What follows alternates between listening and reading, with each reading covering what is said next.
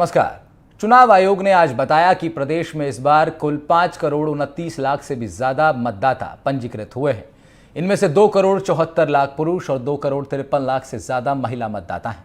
लेकिन हर राज्य की तरह राजस्थान में भी इन मतदाताओं को कई अलग अलग जातियों में देखा जा सकता है। बीते दिनों हमने दलित आबादी के चुनावी मुद्दों का विश्लेषण किया था। 8 बजे के हमारे इसी प्रोग्राम में हमने आदिवासी आबादी पर भी बात की थी। आज चुनाव राजस्थान में हम राजस्थान की 4 अन्य जातियों के चुनावी समीकरणों को समझेंगे। बात करेंगे राजपूत, जाट, ब्राह्मण और गुर्जर मतदाताओं की। इन मतदाताओं का राजस्थान की कितनी सीटों पर प्रमुखता से असर है? 2018 में बीजेपी कांग्रेस को इन सीटों पर कितना वोट प्रतिशत मिला? इनमें से किस जाति के कितने प्रत्याशियों को बीजेपी कांग्रेस ने टिकट दिया था और इस बार टिकट वितरण में इन चारों जातियों को कितनी वरीयता दी गई है? इन सब सवालों के जवाब आंकड़ों के जरिए आपको बताएंगे। साथ ही हमारे पैनलिस्ट से भी जानेंगे इस बार के चुनावों में क्या तैयारियां इन चारों जातियों को साधने के लिए की जा रही हैं। साथ ही ये भी कि राजस्थान में जाट, गुर्जर, राजपूत और ब्राह्मण मतदाताओं के मुद्दे क्या हैं। सबसे पहले हमारी इलेक्शन टीम ने आपके लिए इंफॉर्मेटिव ग्राफिक्स तैयार किए हैं, उन्हीं से हम शुरुआत करते हैं। तो ये ग्राफिक्स आप समझिए, साल 2018 में जातिवार सीटों को समझने का प्रयास करते हैं। कुल 18 ऐसी सीटें हैं जो कि गुर्जर प्रभावी हैं, जिनमें से 2 भाजपा ने जीती और कुछ उसमें कांग्रेस ने। जाट प्रभावी आप देखिए 75 सीटें हैं, कांग्रेस ने 41, बीजेपी ने 20 जीती। ब्राह्मण प्रभावी 21 सीटों में से 9 बीजेपी, 12 कांग्रेस ने जीती। 15 राजपूत प्रभावी सीटें हैं, 4 बीजेपी ने और 10 कांग्रेस ने जीती। साल 2018 का आंकड़ा ये हम आपको दिखा रहे हैं। गुर्जर प्रभावी 14 सीटें कांग्रेस ने जीती, भाजपा के हाथ से 2 आई। जाट प्रभावी हम मान रहे हैं कि 75 सीटें हैं। ब्राह्मण प्रभावी जो वोटर्स हैं वो 21 हैं, जिसमें से 9 भाजपा और कुछ उसमें कांग्रेस को मिली। अब आप देखिए वोट प्रतिशत को समझने का प्रयास करते हैं कि कितना वोट प्रतिशत किस पार्टी को मिला है। राजपूत प्रभावी 15 सीटों पर 41.7% वोट भाजपा को मिला। गुर्जर प्रभावी पर 35 से भी ज्यादा बीजेपी को और 41 के करीब कांग्रेस को मिला। जाट प्रभावी सीटों पर 35.5 बीजेपी और लगभग इतना ही कांग्रेस को मिला। 40.8% भाजपा को और गुर्जर प्रभावी सीटों को देखिए 18 सीटें हैं, जिसमें 35% भाजपा को मिला और जाट में भी 36.9% वोट जो है कांग्रेस को पड़ा था। अब ये देखिए आप कि 2018 के चुनावों में भारतीय जनता पार्टी ने 26 सीटें राजपूत प्रत्याशियों को दी, जिसमें से 10 उन्होंने जीती। कांग्रेस ने 16 दी थी और 8 जीती। गुर्जर की बात, अगर जाट की बात करें तो 30 सीटें बीजेपी ने दी, 26 दी कांग्रेस ने। 2018 की हम लोग बात कर रहे हैं। 26 सीटें राजपूतों को बीजेपी ने दी थी 2018 में, 16 दी थी कांग्रेस ने, बीजेपी ने 10 जीती, कांग्रेस ने जीती 8। ब्राह्मण में 20 सीटें बीजेपी ने दी, 10 जीती उसमें से। गुर्जर में 9 सीटें भाजपा ने दी, जबकि एक भी उनको जीत हासिल नहीं मिली। वहीं कांग्रेस को 7 सीटें मिली थी। जाट की बात करें तो अब ये देखिए 2023 में किस जाति को कितनी टिकट इस बार दी गई है, ये बड़ा महत्वपूर्ण हो जाता है जानना।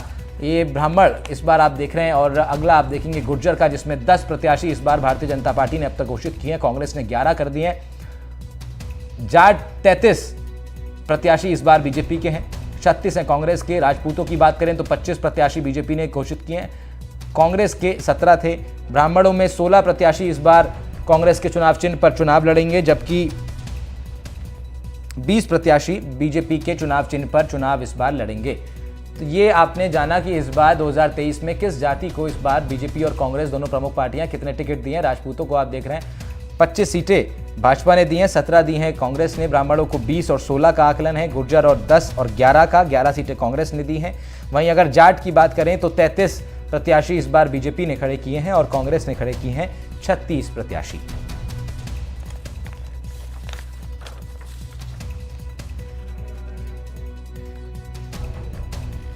तो ये चार डेटा हमने आपको बताए हैं और अब इस डेटा के ऊपर बात करेंगे हमारे पैनलिस्ट के साथ। हमारे साथ इस वक्त बीजेपी के प्रवक्ता कृष्ण कुमार जानू जुड़ गए हैं। कृष्ण जी, बहुत स्वागत है आपका एनडीटीवी राजस्थान पर। अब मैंने अभी ग्राफिक्स के जरिए कुछ आंकड़े दिखाए और उन आंकड़ों में मैंने बात की कि कब 2018 में कितने राजपूत प्रत्याशियों को बीजेपी ने वोट दिया था, कितने उसमें से जीत करके आए, और 2023 में कितने प्रत्याशियों को आप लोगों ने वोट दिया है, टिकट दिया है और कितने अब जीत के आएंगे उसकी क्या संभावनाएं हैं, क्या आप लोग की तैयारी है, ये ज़रा बताइए कि 2023 में जो पिछला आंकड़ा था 2018 का, उसको बदलने के लिए क्या तैयारी आप लोग की? क्या कुछ आप लुभावने वादे करने जा रहे हैं अभी ग्राउंड पर पहुंचकर आपके प्रत्याशी? क्या कुछ प्लान आप किया है आपने? भारतीय जनता पार्टी राजस्थान की 200 सीटों पर टिकट डिक्लेयर कर चुकी है और भारतीय जनता पार्टी का प्रयास रहेगा कि 2013 में हमने जो 163 सीटें प्राप्त की थी उसके आंकड़े को इस बार पार कर दिया जाए, क्योंकि 4.5 साल में कांग्रेस ने होटल में छुपकर सरकार बनाए रखने और सरकार में बने रहने का जो खेल खेला था, राजस्थान की जनता ने उसको भुगता है। और उस दृष्टि से राजस्थान की जनता के अंदर, राजस्थान के बेरोजगारों के अंदर, राजस्थान के किसानों के अंदर एक सरकार के किए गए वायदे पूरे नहीं होने का जो आक्रोश है, साथ ही युवा बेरोजगारों के साथ पेपर लीक में जो चीट किया गया है उसका आक्रोश है। समाज जीवन का ऐसा कोई घटक नहीं जो आक्रोशित नहीं है। अंतिम समय में मरहम पट्टी लगाने के लिए कांग्रेस ने जो रेवड़ी बांटने का खजाना खोला है, अंतिम समय पर जिस प्रकार जातियों के आधार पर आयोग और बोर्ड का गठन किया गया है, वो इस बात का संकेत है कि कांग्रेस को जाने का आभास हो गया है और इसीलिए उसने बिना वित्तीय प्रबंधन किए इस प्रकार के संस्थागत घोषणाओं का पिटारा खोला है। ठीक है, हमारे साथ सारिका सिंह जी भी जुड़ गई हैं, प्रवक्ता है कांग्रेस की। सारिका जी, बहुत स्वागत है आपका एनडीटीवी राजस्थान पर। चर्चा हम लोग कर रहे हैं कि जो 4 प्रमुख जातियां हैं, जाट, ब्राह्मण, राजपूत और गुर्जर, इनको साधने के लिए इस बार दोनों प्रमुख पार्टियां आप लोग हैं, बीजेपी और कांग्रेस। क्या आप लोग की तैयारी है? और क्योंकि 2018 से 23 तक आप लोग सरकार में रहे हैं, क्या आप लोगों ने इन जाति के लोगों के लिए, पर्टिकुलरली अगर मैं बात करूं इन तमाम मतदाताओं के लिए, क्या कुछ आपने ऐसा किया है जिसके भरोसे पर ये आपको दोबारा वोट दें? जी बिल्कुल, सबसे पहले तो मैं आपका धन्यवाद करूंगी। देखिए, जो कांग्रेस पार्टी की रीति नीति है, वो सबसे पहले तो मैं ये कहना चाहूंगी कि वो सभी धर्म, जाति और भाषा के लोगों को साथ लेकर के चलने का हमारा रिवाज रहा है। राजस्थान में 25 नवंबर को अब इलेक्शन, सब मतदान होना तय है। सारी सीटों पर कैंडिडेट्स तय कर दिए गए हैं। देखिए, जातिगत समीकरणों की जहां हम बात करें तो सबसे पहले और सबसे जो प्रमुख जो मुद्दा, जो विषय कांग्रेस के सामने रहता है, वो रहता है कि उस व्यक्ति को टिकट दिया जाए, उस व्यक्ति को नामांकित किया जाए जो जनता के बीच में रह करके 5 साल और उनकी सेवा कर सके। हाँ। तो इन्हीं सब को ध्यान में रखते हुए, सर्वे को ध्यान में रखते हुए, लोगों की विनिबिलिटी को ध्यान में रखते हुए, और फिर जातिगत समीकरण, क्योंकि राजस्थान के अंदर हम देख रहे हैं कि जाट, गुर्जर, राजपूत, ब्राह्मण, ये सारे जो जातियां हैं, वो कुछ ऐसी जैसे 18-19 सीटें हैं जिन पर गुजरों का बहुत अधिक प्रभावशाली है वो, और उनका जो मत है वो निर्णायक साबित होता है। उसी तरीके से 35-40 के आसपास ऐसी सीटें हैं जिन पर जाटों का दबदबा रहता है। तो उन सारे समीकरणों को ध्यान में रख करके भी, लेकिन उन सबसे ऊपर जो हमने जो तय किया, हमारी पार्टी ने जो तय किया, उसमें ये कि ऐसे व्यक्ति को जो सच में डिजर्विंग हो, लोगों के बीच में रह करके उसके लोगों में एक्सेप्टेबिलिटी हो, लोग उसको पसंद करें और वो लोगों के बीच में रह करके उनके काम कर सके। तो इस चीज को ध्यान में रख करके और हम लोगों ने, हमारी पार्टी ने, लेकिन आपने ध्यान में और भी कुछ बातों को रखा है मैम इस बार, क्योंकि मैं 2018 और अब का जो आंकड़ा देखता हूं तो उसमें मैं पाता हूं कि 26 सीटें आप लोगों ने पिछली बार जाट प्रत्याशियों को दी थी, उसमें से 12 ने आपको जीत दिलाई, लेकिन इस बार 26 से बढ़ाकर के आपने 36 कर दी हैं। वहीं अगर मैं गुर्जर की बात करूं तो 12 थी पिछली बार, इस बार 11 प्रत्याशी हैं आप लोग के। ब्राह्मणों को 22 प्रत्याशी आपने दिए थे, अपने 22 ब्राह्मण प्रत्याशी आप लोगों ने घोषित किए थे, इस बार वो 16 हो गए हैं। तो ये जो एक अंतर है, इसमें 22 और 16 में अंतर हो जाता है, 36 और 26 में अंतर हो जाता है, तो इस अंतर का कारण क्या है? क्या आप लोगों ने समीकरण इस बार देखे कि आपको ये बदलाव करने पड़े?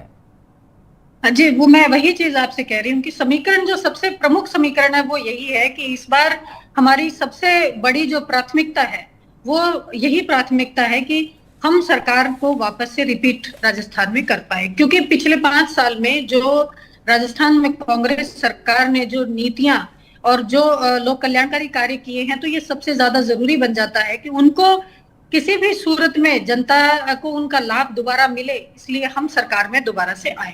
उसी चीज को ध्यान में रखते हुए, जैसे आपने कहा कि जाटों की 10 सीटें बढ़ाई गई हैं, गुर्जरों की 1 सीट कम की गई है, ब्राह्मणों की सीटों में कुछ इजाफा हुआ है, ये सारे जातिगत समीकरण विस्तृत रूप से उस क्षेत्र में जहां पर जो उन पर्टिकुलर, अगर हम उस जाति की बात करें, उन लोगों के घनत्व को लेकर कितना उनकी पॉपुलेशन है, दूसरा उसके अंदर विनिंग कैंडिडेट्स कितने हैं। कई ऐसी सीटें भी हैं जिनमें हो सकता है कि उस पर्टिकुलर जाति का बहुत ज्यादा उसमें दबाव ना हो, जाति के लोग वहां नहीं हो, लेकिन फिर भी उससे ऊपर उठ करके जो कैंडिडेट घोषित किया गया है, क्योंकि वो सभी धर्मों में, सभी जातियों के अंदर उसकी एक्सेप्टेबिलिटी है और वो विनिंग कैंडिडेट है, इसलिए इन समीकरणों को ध्यान में रखा गया। तो थोड़ा बहुत ऊपर नीचे कुछ पिछली बार के मुकाबले इस बार। ठीक है सारिका जी। कृष्ण कुमार जी, आपसे मेरा सवाल यह है कि गुर्जर वोट बैंक की जब हम बात करते हैं तो फिर सचिन पायलट का एक इशू हमेशा से गरमाया रहता है राजस्थान के अंदर, और आप लोग भी आरोप लगाते हैं कि गुर्जरों को जो है विश्वासघात किया कांग्रेस ने, सचिन पायलट को मुख्यमंत्री बनाने की बात हुई थी और इसीलिए गुर्जरों ने वोट किया। ये एक जो है ये माहौल बनाने की कोशिश बीजेपी हमेशा से करती रही है। लेकिन अगर हम गुर्जरों की बात करें तो भारतीय जनता पार्टी के पास भी क्या है, आप लोग के पास कोई ऐसा बड़े नेता आप लोग के गुर्जरों में है जिनके दम पर आप लोग गुर्जर मतदाताओं का वोट पा पाएंगे, या फिर केवल यही भरोसा है आपको कि क्योंकि सचिन पायलट के साथ कहीं ना कहीं विश्वासघात हुआ, ऐसा महसूस करता है गुर्जर वोट बैंक, तो उसके ही आधार पर बीजेपी की तरफ वो लोग डाइवर्ट हो जाएंगे? देखो, राजस्थान में गुर्जरों के साथ विश्वासघात की बात नहीं है। गहलोत साहब राजस्थान में 3 बार मुख्यमंत्री बने हैं, खुद के दम पर नहीं, दूसरे के नाम के सहारे ही उनकी बैतरणी पार हुई है। और अभी भी कांग्रेस जो है राजस्थान में मुख्यमंत्री का नाम घोषित नहीं कर रही है, वो उसी खेल को खेलने की कोशिश कर रहे हैं। लेकिन इस बार लगता नहीं कि काठ की हांडी दोबारा चढ़ेगी। राजस्थान की जनता ने इन 4 साल 4.5 साल में सरकार का होटल का खेल देख लिया है। जनता हर दृष्टि से, कानून व्यवस्था की स्थिति आप देखिए ना, यहां तो सरकार ने 3 मुद्दों पे काम किया है। विधायकों को लूट की छूट मिली है, एक परिवार के पोषण का कार्यक्रम चला है और एक संप्रदाय के तुष्टीकरण की कार्रवाई की है। इन सब बातों से दुखी होकर के राजस्थान की जनता ने यह तय किया है कि आने वाली 25 तारीख को कांग्रेस की विदाई तय है और भारतीय जनता पार्टी के स्वागत की तैयारी। ये तो आप अनुमान लगा रहे हैं ना, ये तो आप अपना अनुमान लगा रहे हैं। आप एक पॉजिटिव अपनी लाइन अब लेके चलता ही है हर पार्टी का कार्यकर्ता कि इस बार सामने वाली पार्टी धाराशायी हो जाएगी और हम लोग सत्ता में आ जाएंगे। लेकिन उसका आधार जरा बताइए ना, क्योंकि आधार मैं इसलिए कह रहा हूं क्योंकि तमाम जो परिणाम आते हैं उसमें संख्या ही महत्वपूर्ण होती है, संख्या का ही खेल है और संख्या का ही डिविजन किया जाता है जब राजनीतिक तैयारियां की जाती हैं। कौन से संभाग में क्या समीकरण है, कौन सी जाति का क्या समीकरण है, सब संख्या का ही तो खेल है। तो वो संख्या बल को साधने के लिए बीजेपी के पास क्या है? राहुल जी, भारतीय जनता पार्टी ने जब भी अतीत में सरकार बनाई है 100 से अधिक का आंकड़ा बहुत सहजता से पार किया है। हाँ। और कांग्रेस ने जब भी सरकार बनाई है 100 के आसपास ही अटक गई है। इस बार वैसे भी राजस्थान की परंपरा के हिसाब से भारतीय जनता पार्टी आती भी दिख रही है। आपके टीवी चैनल्स के सर्वे और अनेक प्रकार के जो यहाँ के सट्टा बाजार के सर्वे, वो सीधा कह रहे हैं कि भाजपा 140-145 सीटें लेकर सरकार में आ रही है। फिर कौन सी संभावनाएं, कौन से जादू की छड़ी, मतदाताओं की अभिव्यक्ति तो साफ दिख रही है। 17 के करीब यहाँ पर जो है बलात्कार प्रतिदिन हो रहे हैं, 7 के करीब हत्याएं यहाँ प्रतिदिन हो रही हैं। कुल मिलाकर के राजस्थान में कानून व्यवस्था चौपट है। मुख्यमंत्री खुद गृह मंत्री हैं और पुलिस की हालात और परिस्थितियां किसी से छुपी नहीं है। विधायकों ने जिस प्रकार से खेल खेला, जिस प्रकार की डायरियां, जिस प्रकार ईडी के छापे, जिस प्रकार की प्रक्रियाएं राजस्थान में खुलकर सामने आ रही हैं, वो ये बता रही है कि सरकार जा रही है सरकार के भ्रष्ट मंत्रियों के खिलाफ। आप बता रहे हैं कि आप आरोप लगा रहे हैं कि क्या कुछ व्यवस्थाएं जो है कांग्रेस राज में बिगड़ी हुई राजस्थान में। लेकिन मैं आपसे एक जनरल सवाल पूछ रहा हूं, क्योंकि जो मतदाता होता है वो ये अपेक्षा करता है कि जो पॉलिटिकल पार्टी इस मैदान में है वो उसकी दिक्कतों को समझती हैं, उसके दुख को समझती हैं। जरा मुझे बताइए ना, राजस्थान में ब्राह्मणों का क्या दुख है, क्या उनकी पीड़ा है, कौन से उनके मुद्दे हैं, क्या आप परिचित हैं उनके मुद्दों से? भारतीय जनता पार्टी वैसे भी राजस्थान की लोकोक्ति में कहा जाता है ब्राह्मण बनियों की पार्टी है, और अभी तो भारतीय जनता पार्टी के प्रदेश अध्यक्ष भी ब्राह्मण है, भारतीय जनता पार्टी के प्रदेश संगठन मंत्री भी ब्राह्मण है। ब्राह्मणों के जी मैं समझना चाहूंगा, यही चीज मैं समझना चाहूंगा। जी बताइए। ब्राह्मणों का सबसे बड़ा मुद्दा है कि ब्राह्मण जो भारतीय जनता पार्टी के साथ जुड़ रहा है उसके लिए ईबीसी, जो पिछड़ा की कैटेगरी में उनको आर्थिक दृष्टि से पिछड़े होने के आधार पर आरक्षण दिया गया है, उस बात का उनको सपोर्ट मिल रहा है और उस आधार पर भारतीय जनता पार्टी के साथ वो जुड़ रहा है, कांग्रेस से छिटक रहा है। तुष्टीकरण की नीति की सबसे बड़ी सजा ही ब्राह्मण को मिल रही है, उस बात का भी लाभ भारतीय जनता पार्टी को मिल रहा है। ठीक है सारिका जी, मैं आपसे इसका जवाब लूंगा कि कितना आप परिचित हैं और आपकी पार्टी ब्राह्मण राजपूत हो या जाट गुर्जर हो, उनके कौन से मुद्दों से आप लोग भी परिचित हैं? क्या केवल वोट ही लेना चाहते हैं या फिर उनकी दुख और उनके जो मुद्दे हैं, उनकी जो पीड़ा है उसको भी आप लोग समझते हैं? ब्रेक के बाद मैं आपका रिएक्शन लूंगा और छोटे से ब्रेक के लिए हम लोग रुक रहे हैं, वापस आ रहे हैं, चर्चा जारी रहेगी। जाट गुर्जर राजपूत ब्राह्मण इस बार किस पार्टी का साथ दे रहे हैं, और उससे भी बड़ा सवाल यह है कि कौन सी पार्टी है जो इनके जमीनी मुद्दों को समझती है? सारिका जी, आपका मैं रिएक्शन लेना चाह रहा हूं इसी सवाल के ऊपर। मेरे पास जो आंकड़ा है वो ये बहुत बताता है कि भाई 40% लगभग ब्राह्मणों ने बीजेपी को वोट दिया पिछली बार इन 75 सीटों पर, जो इन 21 प्रभावी ब्राह्मण सीटों पर, और लगभग इतनी ही परसेंटेज कांग्रेस को भी मिली है। राजपूतों के साथ भी ऐसा ही है, करीब 41.7% आपको मिला और 42 मिला कांग्रेस को। कहने का मतलब यह है कि ये दोनों वो जातियां हैं जिन पर कांग्रेस और बीजेपी के लगभग सेम से ही वोटर्स हैं। तो आप जरा बताइए मुझे कि ब्राह्मणों की अगर हम बात करें या राजपूतों की हम लोग बात करें, क्योंकि राजपूत भी अपनी लेगेसी को पहले से आज तक वो मानते आ रहे हैं कि कहीं ना कहीं उनको अभी जो है कम होती जा रही है और उनके भी अपने मुद्दे हैं। तो थोड़ा सा बताइए, ये दोनों बड़ी जातियां हैं राजस्थान में, क्या इनके जमीनी मुद्दे हैं और इन कौन से मुद्दों पर काम करने का वादा बीजेपी कर रही है, माफ कीजिएगा कांग्रेस कर रही है? बिल्कुल, मैं सबसे पहले तो मेरे योग्य प्रवक्ता को ये कहना चाहूंगी कि ये बार बार जो हमारी पार्टी के लिए बात करते हैं कि आपके पास में सीएम कैंडिडेट आपने घोषित नहीं किया, तो मैं इनसे ये आपके मंच के माध्यम से ये पूछना चाहूंगी कि क्या आपने अपना सीएम कैंडिडेट घोषित कर दिया है? कर दिया है तो कृपया आज यहाँ पर बता दीजिए। अब हम बात करते हैं मुद्दों की। आपने बिल्कुल सही कहा कि हम किन मुद्दों को लेकर के और इन जातियों को साधने की कोशिश कर रहे हैं। सबसे पहले तो मैं आपसे ये कहना चाहूंगी कि राजस्थान में जो कांग्रेस में गहलोत सरकार ने पिछले 5 साल में काम किया, अगर उन्होंने 25 लाख का स्वास्थ्य बीमा हमें दिया तो वो ब्राह्मण, जाट, राजपूत और सारी ही जातियों को वो बराबर उसका लाभ मिल रहा है। उसके बाद में जो उन्होंने गृहिणियों को 500 रुपए में सिलेंडर जो एक पुअर सेक्शन में दिया जा रहा है, वहां पर वो सभी गृहिणियों को वो उसका लाभ मिल रहा है। ओपीएस का जो लाभ हमें मिला उसमें सारी ही जातियों को वो लाभ मिल रहा है। अब अगर हम बात करते हैं पर्टिकुलर अगर ब्राह्मणों के और राजपूतों के बारे में बात करें, तो देखिए हमारी सरकार ने इतने लंबे समय से बहुप्रतीक्षित विप्र कल्याण बोर्ड और क्षत्रिय कल्याण बोर्ड की स्थापना की है, जिसके माध्यम से इस जातियों के लोग आकर के और अपनी बातों को सरकार के समक्ष रख सके और अध्यक्ष और उनके जो सदस्य हैं वो उनके कल्याण के लिए योजनाएं बना सके और वो सरकार के समक्ष एक के सेतु का काम करे ताकि उनके कल्याण के लिए बात हो। आज जो सबसे बड़ा मुद्दा हमारे देश के अंदर है, मैं इनसे ये पूछना चाहती हूँ कि बीजेपी की गवर्नमेंट, हम तो विकास का काम कर लेकर के हम 7 गारंटियां आज हमने लॉन्च की हैं, हम उसके आधार पर चुनाव में जा रहे हैं। लेकिन सारिका जी आप बिल्कुल ठीक बता रही हैं। आप बता रही हैं कि भाई सरकार जब भी कोई योजना लाती है तो उसमें ऐसा तो होता नहीं कि ये केवल जाट के लिए या केवल ब्राह्मण के लिए, वो तो सर्व जाति के लिए होती है, जितनी भी आबादी वहाँ रहती है उन सब के लिए होती है। लेकिन क्या ये सच्चाई नहीं है सारिका जी कि जब राजनीतिक पार्टियाँ गाँव में जाती हैं, देहात में जाती हैं और पर्टिकुलर उस जाति के साथ बैठती हैं तो वहाँ के लोगों से तमाम वादे किए जाते हैं कि आप हमारा प्रत्याशी आएगा, हमारा विधायक आएगा, हमारी सरकार आएगी तो पर्टिकुलरली आपकी जाति के लिए फलाने काम किए जाएंगे, आपके आदमी को वहां बैठाया जाएगा। जब इस तरह की बातें जमीन पर होती हैं तो फिर हम टेलीविजन पर उसको क्यों नहीं स्वीकार करते हैं कि हाँ वो सब बातें हुई हैं? और बताइए फिर कि कौन कौन से वादे जमीन पर जाकर के किए गए हैं।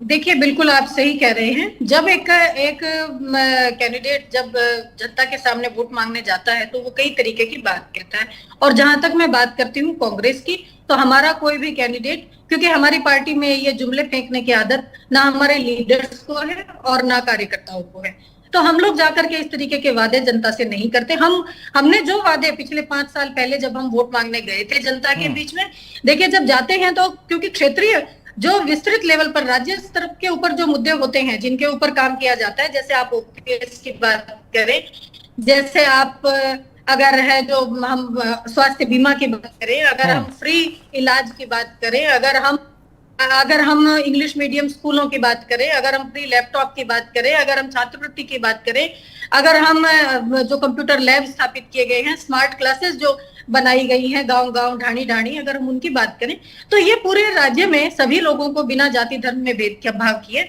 सभी को इसका लाभ मिल रहा है। लेकिन जब एक कैंडिडेट, एक प्रत्याशी जब अपने क्षेत्र में जाता है तो सबसे बड़ी जो अहम बात रहती है वो वहां पर लोकल मुद्दे होते हैं। जैसे कहीं पर नालियों का है, कहीं पर पार्क की 4 दीवारी का है, कहीं पर किसी तरीके के दफ्तर का है, तो इस तरीके के जो मुद्दे रहते हैं उन्हीं के ऊपर ज्यादा काम वो लोग उनसे वो वादे करते हैं और निश्चित रूप से हाँ वो वादे पूरे किए जाते हैं। जहां तक हम जाति की बात करते हैं तो मैंने कहा कि जो इस बार जो विप्र कल्याण बोर्ड, परशुराम कल्याण बोर्ड और क्षत्रिय कल्याण, तकरीबन जितनी जातियां हमारे यहाँ पर हैं उन सभी के बोर्ड गठित किए गए हैं और उसका उद्देश्य मुख्य रूप से यही है कि उसमें अध्यक्ष, उपाध्यक्ष और कुछ सदस्य हैं जो वो उसी जाति के लोगों को बनाया जाता है। ठीक है सारिका जी, मैं कृष्ण कुमार जी से एक रिएक्शन ले लेता हूँ। कृष्ण जी, ये बताइए कि जब हम देखिए राजस्थान के अंदर जाट मतदाता एक बड़ी भूमिका रखता है और वो तय इस बात के लिए बड़ी भूमिका रखता है कि जीत हार वो तय कर सकता है। सतीश पुनिया आपके अध्यक्ष हुआ करते थे, उनको तो आपने हटा दिया है। ज्योति मिर्धा को अब आप पार्टी में लेकर आए हैं, क्योंकि जाटों की बात मैं इसलिए कर रहा हूं कि मेरे पास जो आंकड़े हैं वो बता रहे हैं कि भाई 75 ऐसी सीटें हैं जहां पर जाट मतदाता प्रभावी है। तो आपके पास कौन सा ऐसा जाट बड़ा नेता है जिसके चेहरे पर, क्योंकि मुख्यमंत्री आप लोग भी घोषित नहीं किए हैं, तो कौन सा ऐसा बड़ा जाट चेहरा आपके पास है जिस पे भरोसा करके ये अधिक ज्यादा से ज्यादा जाट मतदाता जो है वो कमल के बटन पे वो करेगा, मतदान करेगा? देखिए, आपके एक प्रश्न में त्रुटि है। सतीश पुनिया को हटाया नहीं गया, उनका कार्यकाल पूरा हो गया था। ठीक है, और इसलिए बदला गया है। ठीक है। और दूसरी बात जहां तक आती है कि भारतीय जनता पार्टी के पास जाट चेहरा कौन है। भारतीय जनता पार्टी के राजस्थान में जो सांसद है उसमें आप अवलोकन कर लीजिए कितने सांसद जाट हैं। और भारतीय जनता पार्टी ने अब ज्योति मिर्धा, जो परंपरागत रूप से नागौर का एक राजनीतिक परिवार है, उसकी बेटी है, वो कांग्रेस छोड़कर भाजपा में आई हैं और भाजपा के लिए चुनाव लड़ रही हैं। सतीश पुनिया ऑलरेडी चुनाव लड़ रहे हैं। भाजपा के किसी हनुमान बेनीवाल फैक्टर कितना प्रभावी आपके ऊपर हो जाएगा? हनुमान बेनीवाल जी का जो फैक्टर है वो अपने आप में ही ट्रैक्टर है। वो इतनी आवाज करके चलते हैं कि उतना ही डिस्टर्ब वो कांग्रेस को करने वाले हैं, कहीं कहीं भाजपा को भी नुकसान करने वाले हैं। लेकिन वो केवल और केवल जिस प्रकार की बातें कर रहे हैं उस प्रकार की राजनीति से ना प्रदेश का भला होना है ना जनता का भला होना। ठीक है, मैं आप दोनों लोग का बहुत शुक्रिया कर रहा हूं। आप एनडीटीवी राजस्थान के हमारे इस कार्यक्रम में जुड़े, बहुत शुक्रिया। आज समय हमारे पास इतना ही है। चुनाव राजस्थान में हम लोगों ने आज बात करी राजस्थान की 4 जातियों के चुनावी समीकरणों के बारे में, उनके मुद्दों के बारे में। हर रोज हम लोग चर्चा करते हैं राजस्थान से जुड़े तमाम बड़े मुद्दों पर। आज इतना ही, नमस्कार।